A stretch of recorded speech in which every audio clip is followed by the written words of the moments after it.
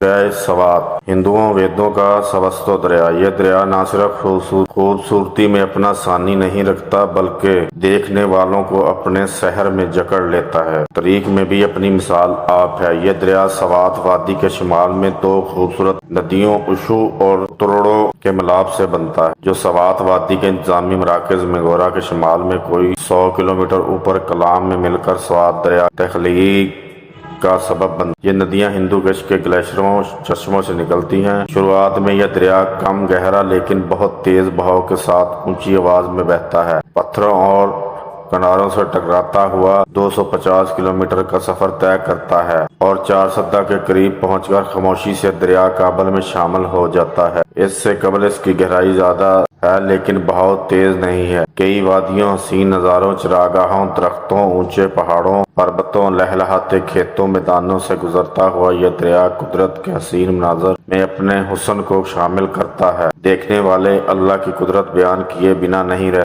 ये तो हो गया हमारे खूबसूरत सवात दरिया का जमीनी सफर। तो तारीखी सफर में भी ये दरिया सदियों पुरानी तारीख लिए पूरे जोबन के साथ अपने आप को नुमाया करता नजर आता है। तारीख में नजर दौड़ाएं तो कदीम हिंदू मत के कदीम मजहबी रवायात व मनाजात वेदों में स्वाद का नाम सबस्तों के साथ पहचाना जाता है। ये वेद कबल दूसरी सदी ईस्वी में मौजूदा पाकिस्तान की सरजमीन में संस्कृत जबान में लिखे गए थे। 326 कबल मसीह यहाँ सिकंदर आया और इसी दरिया का बूर करने से पहले यहाँ क़याम किया। इस दरिया ने बुद्ध का दौर भी देखा। आज भी बुद्ध स्टॉक पे और बिहार सवात दरिया के किनारों पर जा बजा तारीखों तहजीब की आबादी करते नजर आते हैं। इस दरिया ने यहाँ मौजूद यूसुफजई कबाइल की हिंदुओं, फरंगियों और मुगलों के साथ लड़ाइयाँ दी। आज भी ये दरिया अपनी आबोताब बरकरार रखे हुए है। कहीं मासूम बच्चे की तरह अटकेलियाँ और शरारतें करता नजर आता है